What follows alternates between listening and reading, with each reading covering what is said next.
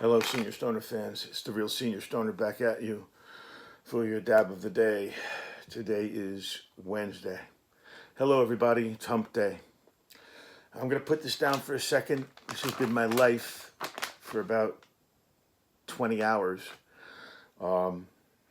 They've begun a root canal to try to save my tooth because everything's messed up in that side. Nobody could work on it for the last couple of months, and things got worse.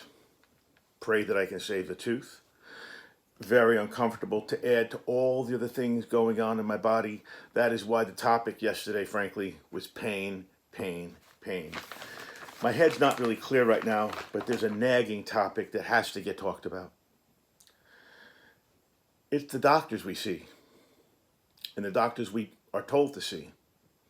Who and what do we listen to? You know, I myself, and probably many of you, had doctors of 20 plus years that we dealt with, family doctors. In my situation, I was thrown out of the practice because of my pain and my situation.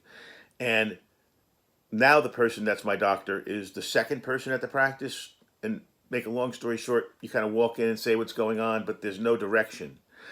And so what I've been doing is I've been taking myself to a series of specialists. Basically, face pain pops up, go chase that down. Prostate pain comes out, go chase that down. Abdominal pain, go chase that down. Back and neck, go chase that down. So unfortunately what I've got is columns, like large columns standing in the soil, huge columns, each one representing a different doctor. Very few of these doctors, if any, talk to one another. They give you the results. What do we do? What are we supposed to do with these things? I've got a report that was written by a radiologist that has been seen by no fewer than 10 doctors and a CD that was seen by no fewer than 5, and only one doctor took the time to pick it apart with me, and it's the doctor in Newark, that famous oral pain person, who indicated I have something in my gland. There's something in there. My parotid gland on this side is very inflamed. From that side, there's also an object, like a cyst. And I'm praying it's not cancer. Because you know what? That would just be the end. And I'm not going to go through it. I'm going to tell you right now, I wouldn't go through it. I was thinking about this last night. I was up all night with the ice because of the pain. And I was saying to myself, what if they find something? What if they find, am I going to really have these treatments? One of the treatments they want to do, and this is the topic, what do we do when doctors say to do this, but you can't do it? They want to put a grid over my head. They want to put me in a MRI tube and put a metal grid clamping it down at an angle up like this. Let me try to show you the angle if I can just for a minute. Up like that for an hour. I had one done for about 40 minutes, and it was the most painful procedure I've ever had, other than an invasive injection or intrusive into your body procedure. And what I'm doing on the advice of a doctor is I'm begging them, I need it with anesthesia. I can't do it awake. It's too much pain. The other thing is, there's already a CD. There's already an MRI that clearly shows my jaw, which is what this other doctor wants to see. What does she need to see that she can't see on that CD? Just because the report didn't reference it doesn't mean it's not there.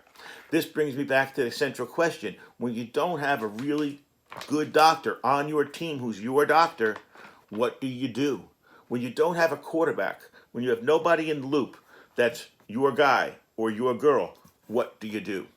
Bouncing from a pain doctor to a neurosurgeon to another pain doctor to a ENT to an abdominal doctor. Now, I know you have to do this for the specialists, but who and what do you have as a quarterback? Do you have to be your own quarterback? I'm not a doctor. I don't know what to do. I freak out, as any normal person would if they see something that's not right. So where do these reports go that get sent from doctor to doctor? Where do these things finally end up where you can have a discussion and say, what's the plan? It's very scary.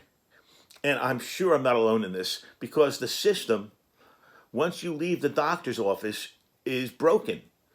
The system in the doctor's office is their responsibility, and some of them have good structures, some of them have bad. But once you're moved to do something else, or once you're told, okay, see you later, you're on your own, buddy. And that sucks, because we're not doctors. There's two things we're going to do wrong. We're going to see something and react wrong, horribly wrong, think it's a catastrophe, or we're not going to see something and we're going to do nothing. One way you're going to die quick. The other way you're probably going to die painfully because you're going to chase down a solution and try to find it and go through all the processes that they tell you will help you, which are really killing you. Brings me to an interesting story, speaking about the solution killing you. One Percocet to a person, one Percocet on an ankle injury, caused that person to be impacted and have to get a colostomy bag. Now, that should scare the hell out of anybody thinking of taking an opiate, okay? And I'm here to tell you that my intestines are screwed up. My memory is screwed up. My nerves and what I feel are screwed up. 90% because of opiates. 10% because of what happened. That's my own percentages, but it seems pretty logical. So is this a shout out to say don't take pills? No, because I took one as soon as my eyes opened this morning. It's a shout out to say don't get on the hamster wheel if you can help yourself. I'm 62. I'm well on the hamster wheel already. And when it stops, it is. My point is don't get on that wheel. Try to get away with anything you can besides that wheel. Acupuncture, something non-narcotic, weed, anything you can do. Because where I am right now, I have regional dysfunctional pain syndrome in addition to chronic pain, which simply means that I could have a pain over here right now, but I'm not interpreting it right. Could be worse or could be better than I think it is, and I'm interpreting it worse.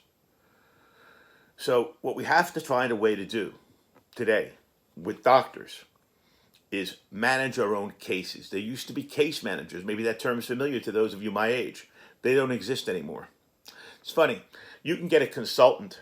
You can hire a consultant that will help you get into college.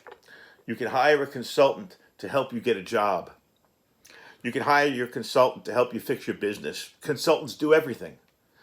Is there a consulting service for someone to help you manage your doctors?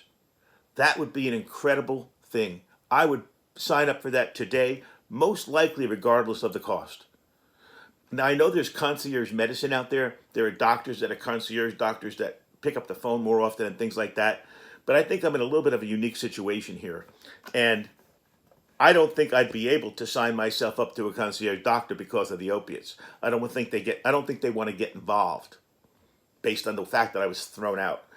My own appeal is going to be, when I meet with my pain doctor on the 23rd of this month, is going to be, will you accept me as a special patient? Are you going to tell me you're already a special patient? I'm going to say, no, what I mean is a patient with somewhat more access. Can you help me do other things? Can you guide me? I trust you. Can you guide me on what I need to do with these different things? Hopefully he'll say yes. I just don't know. And if that does not work, I'm going to start thumbing through the different concierge doctors in my area, make an appointment, tell them what's been going on, and tell them what I need them to help me with. Maybe then I can find what I'm looking for. I need help.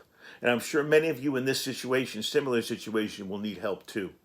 So hopefully there'll be somebody out there, a service out there, that can guide me and be my quarterback. Because managing the pain is one thing, but managing the doctors is a whole other thing. The pain is here. Put the ice on, baby. Take the pill, go lay down. And it's pretty much all you can do. You're contained. With the doctors, it's what do I do with this one? How do I do with that one? Do I have to take that test? What do I do if I can't get that one? Oh my God, with that one. And it's a juggling thing. So I'm praying that I'll be able to get the help I need to get squared away. It's amazing. I'm seeing really good doctors, but I'm worried they are not communicating with a central, and I know they're not communicating with a central figure. And I miss that. And I'm longing for that. And I think that's the right way to go. What do you guys think? I think a central person, if I could find one, would be a wonderful asset with complicated medical stuff, which I'm facing. Cheers. Let's take our dab and get on the dab train. Cheers.